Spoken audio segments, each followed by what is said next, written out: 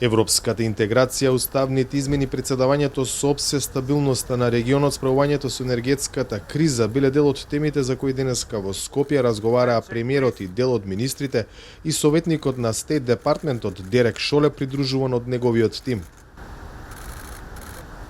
На она што Ковачевски го нарече добар состанок, клучно прашање било борбата против корупцијата и како да се зајакнат мерките за нејзино спречување. Ние имаме направено позитивни работи кои што се однесуваат на зголемувањето на независноста на судството, во зголемувањето на перформансите во борбата против криминалот и корупцијата, и тоа особено на високо ниво, со оглед на тоа дека постојат голем број на случаи на корупција на високо ниво кои што се адресирани од страна на правосудните органи, и секако дека во иднина заедно со нашите партнери ќе работиме постојано на напредување на перформансите на правосудниот систем. Тоа било до сега, така ќе биде и во иднина.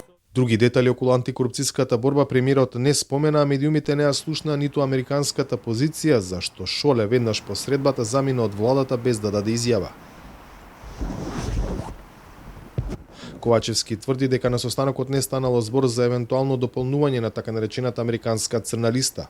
Според него, Вашингтон го поддржува процесот на пристапување кон Европската унија, кој зависи и од уставните измени. Во однос на уставните измени, како и секогаш, секој представник на Соединетите американски држави, не само за таа одлука, туку за сите одлуки кои што сме ги имале и одлуки кои што ќе следуваат, бидејќи уставните измени не се последната одлука која што Северна Македонија ќе има до зачленувањето во Европската унија, до целосно зачленување. Секогаш сме имале поддршка, со оглед на тоа дека не постои друга алтернатива за нашата држава освен зачленувањето во Европската унија, исто како што не постоеше друга алтернатива освен зачленувањето во НАТО.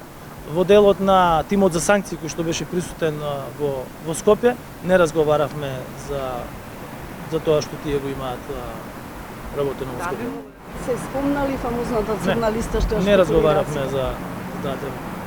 Шоле, кому Македонија му беше прва дестинација на регионалната посета во која се предвидени средби во Приштини и во Белград, од Скопје си замина со адрес од македонската репрезентација со неговото име.